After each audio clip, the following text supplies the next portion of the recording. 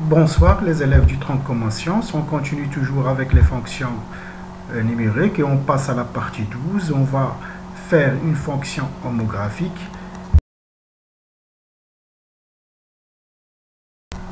L'énoncé de l'exercice est le suivant. L'objectif est de tracer la courbe de la fonction f de x égale x moins 1 sur x plus 1. C'est une fonction homographique. Les fonctions homographiques s'écrivent comme ax plus b sur cx plus d.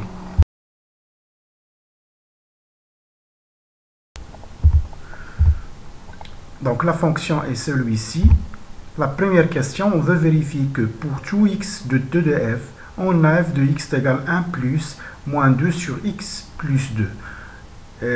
On a écrit exprès 1 plus moins 2 pour désigner alpha et bêta et gamma.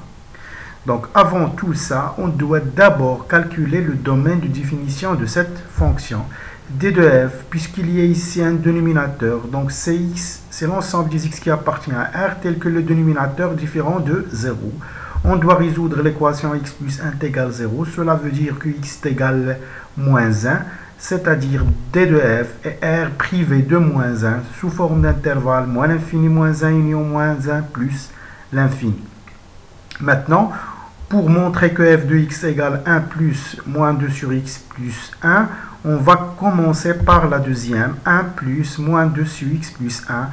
On unifie le dénominateur. Ça va donner x plus 1 moins 2 sur x plus 1, c'est-à-dire x moins 1 sur x plus 1 qui est f de x. Donc, c'est l'écriture réduite de cette fonction homographique. On a alpha égale moins 1, puisque x plus 1, on a dans la propriété de l'écriture réduite, c'est x moins alpha. Donc, pour donner le tableau de variation de la fonction, on doit d'abord désigner alpha, bêta et gamma. Alpha est moins 1, bêta est 1, gamma est moins 2.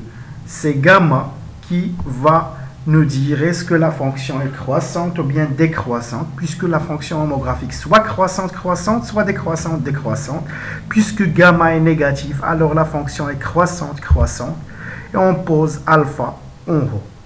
Alpha, c'est moins 1. Donc, la nature de la courbe. Au départ, on sait que la courbe d'une fonction homographique est une hyperbole de centre de symétrie oméga de coordonnées alpha bêta et d'asymptote x égale alpha et y égale bêta.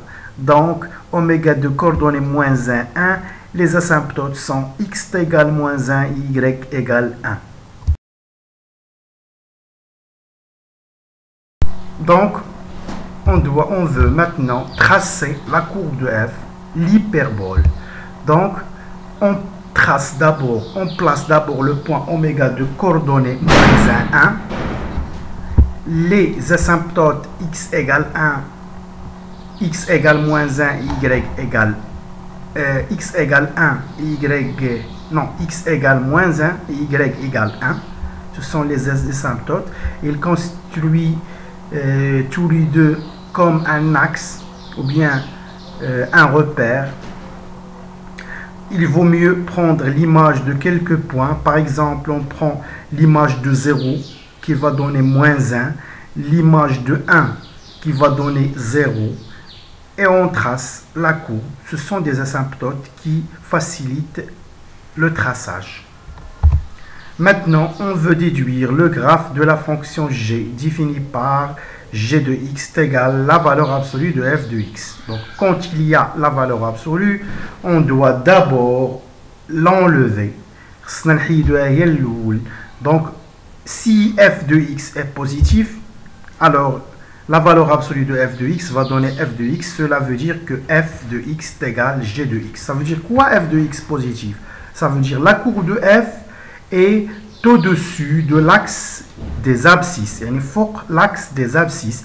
On remarque dans la courbe précédente qu'il y a deux parties qui sont au-dessus de l'axe des abscisses. Ça veut dire la courbe de G sera confondue avec la courbe de F dans cette partie.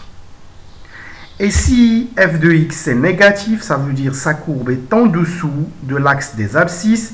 Alors dans ce cas, la valeur absolue de f de x va donner moins f de x. Donc g de x est égal à moins f de x. Cela veut dire que la courbe de g est symétrique à la courbe de f par rapport à l'axe des abscisses. Donc la partie située en dessous de l'axe des abscisses, on doit tracer sa symétrique par rapport à l'axe des abscisses pour avoir la courbe de G. Donc la courbe est ici. La courbe de G est toujours au-dessus de l'axe des abscisses puisque G est toujours positif. La partie qui est déjà au-dessus de l'axe des abscisses va rester la même et la partie en dessous de l'axe des abscisses va être remplacée par la symétrique par rapport à l'axe des abscisses.